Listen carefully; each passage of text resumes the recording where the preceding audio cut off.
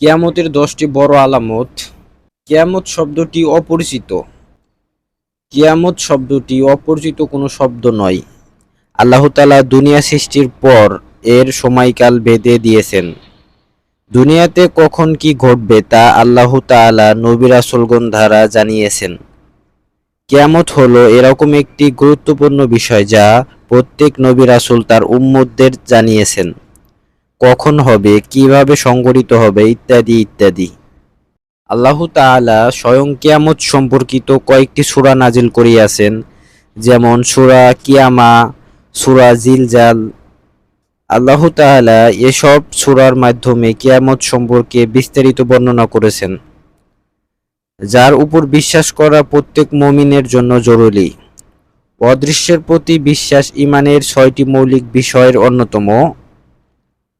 আল্লাহ তাআলা বলেন, আর যারা অদৃশ্যের বিষয়গুলোতে পূর্ণ বিশ্বাস রেখে নামাজ কায়েম করে, অদৃশ্যের প্রতি ঈমান বলতে বোঝায় আল্লাহ পাক ও নবী রাসূলগণের কৃত যত বিষয় বর্ণিত হয়েছে তার উপর বিশ্বাস রাখা এবং সত্যায়ন করা। কিয়ামতের আলামত।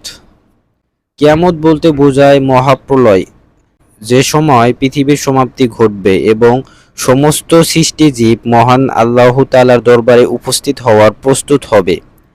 আরবি ব্যাকরণে কিয়ামতকে বলা হয়, যার অর্থ মুহূর্ত, অর্থাৎ মুহূর্তের মধ্যে কিয়ামত সংঘটিত হবে। চোখের পলকে সকল কিছুই বিনাশ ঘটবে। পাহাড় পর্বতসমূহ সবকিছু তুলোর মতো ফানা ফানা হয়ে উঠতে থাকবে। একটি বিভীষিকাময় মুহূর্ত সৃষ্টি হবে। গর্ভধারিণী মা তার গর্ভের সন্তানকে ভূমিষ্ঠ করে ফেলবে ভয়ের কারণে। আসমান জমিনের মধ্যে যা কিছু আছে সবকিছু উলট পালট হয়ে যাবে। হযরত হুযায়ফা রাদিয়াল্লাহু আনহু বলেন, আমরা পরস্পর আলাপরত অবস্থায় ছিলাম। নবী করিম সাল্লাল্লাহু আলাইহি ওয়াসাল্লাম এসে জিজ্ঞাসা করলেন, তোমরা কি প্রসঙ্গে আলোচনা করছিলে? সবাই বলল, কিয়ামত প্রসঙ্গে। তখন নবী করিম সাল্লাল্লাহু আলাইহি ওয়াসাল্লাম ইরশাদ করেন, কিয়ামত সংঘটিত হবে না যতক্ষণ না তোমরা 10টি বড় নিদর্শন প্রত্যক্ষ করবে।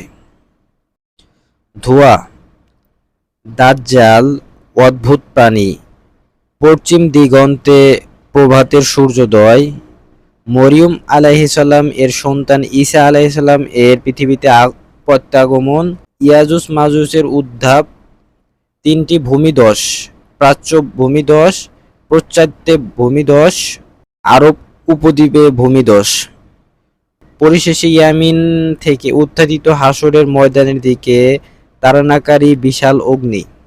অন্য এক বর্ণনায় ইমাম মাহদীর আত্মপ্রকাশ, কাবা শরীফ ধ্বংস এবং মানুষের অন্তর থেকে কুরআনুল কারীম উঠিয়ে নেওয়ার কথাও উল্লেখ রয়েছে।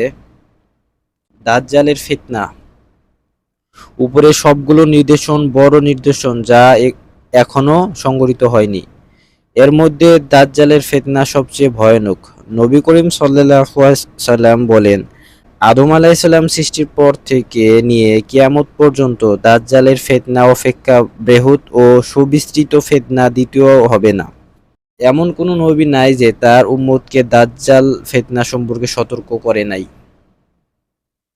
আমাদের নবী মুহাম্মদ সাল্লাল্লাহু আলাইহি ওয়াসাল্লাম দাজ্জাল সম্পর্কে বহু হাদিস বর্ণনা করেছেন।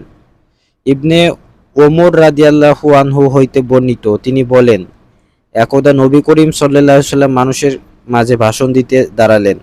প্রথমে আল্লাহর যথাযথ প্রশংসা করলেন, অতঃপর দাজ্জালের বিষয়ে আলোচনা করতে গিয়ে বলেন, আমার পূর্বে যত নবী পৃথিবীতে এসেছেন সবাই এই সম্পর্কে সতর্ক করে গেছেন, আমিও তোমাদের সম্পর্কে সতর্ক করছি। তবে দাজ্জাল সম্পর্কে তোমাদের এমন তথ্য দিচ্ছি যা ইতিপূর্বে কোনো নবী দেয়নি। মনে রেখো, দাজ্জাল কানা হবে, কিন্তু আল্লাহ তাআলা কানা নন।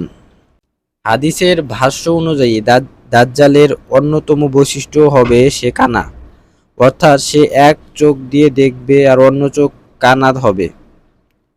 তার কপাল প্রশস্ত হবে, দু চোখের মাঝামাঝিতে কাফের লেখা থাকবে, তা প্রত্যেক মুমিন ব্যক্তি স্পষ্ট দেখতে পাবে।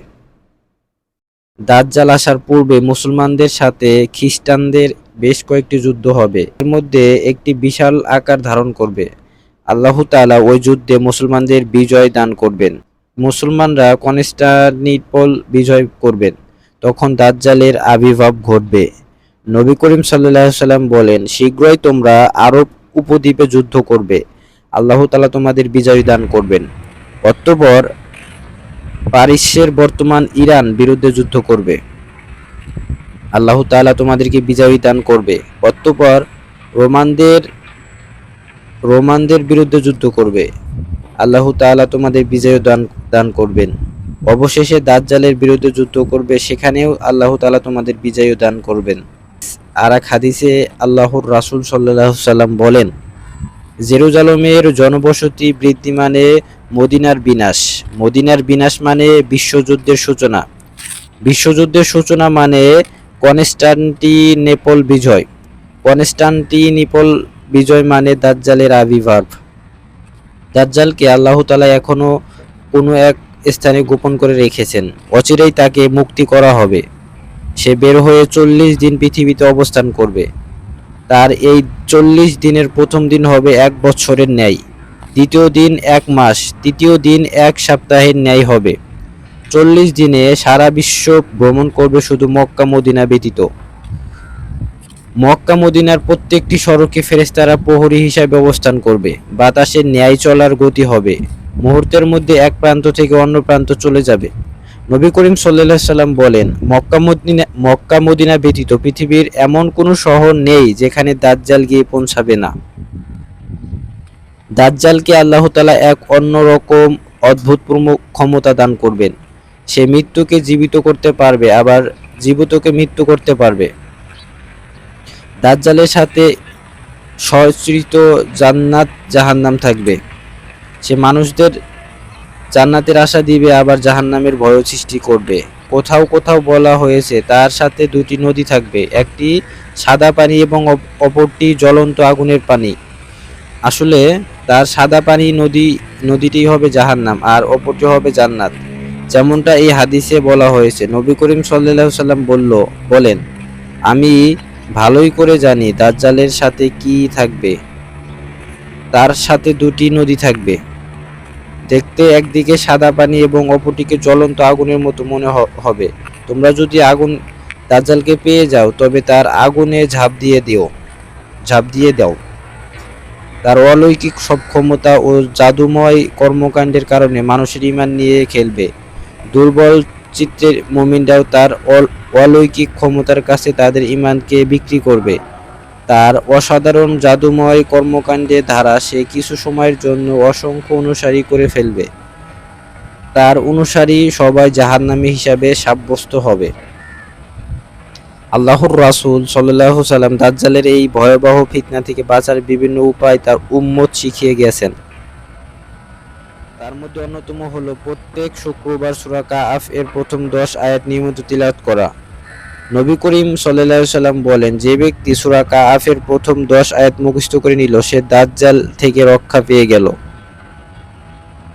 দাজ্জাল ফিতনা থেকে বাঁচার জন্য দোয়া পাঠ করা। মহানবী হযরত মুহাম্মদ সাল্লাল্লাহু আলাইহি সাল্লাম নিজে প্রত্যেক নামাজের পর দাজ্জালের ফিতনা থেকে বাঁচার জন্য দোয়া করতেন। হাদিস শরীফে এই দোয়াটি প্রসিদ্ধ রয়েছে, হে আল্লাহ, আমি আপনার কাছে কবরের আযাব, জাহান্নামের আযাব, জীবন মরণের ফিতনা এবং মিথ্যুক দাজ্জালের ফিতনা থেকে আশ্রয় চাই। দাজ্জালের ফিতনাটি খুবই ভয়াবহ বলে এই আলোচনাটা অনেক দীর্ঘ করা হলো। সকলের সুস্বাস্থ্য কামনা করে আজকের ভিডিওটা এখানেই শেষ করছি।